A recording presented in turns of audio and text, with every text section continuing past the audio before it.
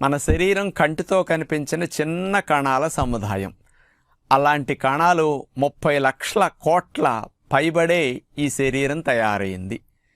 ఈ కణాల కంటే మన శరీరంలో నివసించే బ్యాక్టీరియాల సంఖ్య 39 లక్షల కోట్లు ఉంటాయట. ఎంత ఆశ్చర్యమో చూడండి.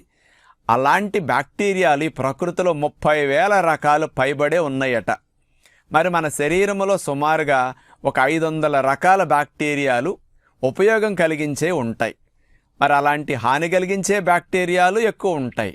మరి ప్రకృతిలో ఉన్న బ్యాక్టీరియాలు కానీ, శరీరంలో ఉన్న బ్యాడ్ బ్యాక్టీరియాలు కానీ, ఇవన్నీ మనకు హాని కలిగించకుండా ఉండాలి అంటే మనలో రక్షణ వ్యవస్థని పెంచుకోవటం, జీవనశైలిని మార్చుకోవటం వల్ల మనం హాయిగా ఈ ప్రకృతిలో రక్షించబడతాం, తిరగలుగుతాం, తినగలుగుతాం, బ్రతకగలుగుతాం.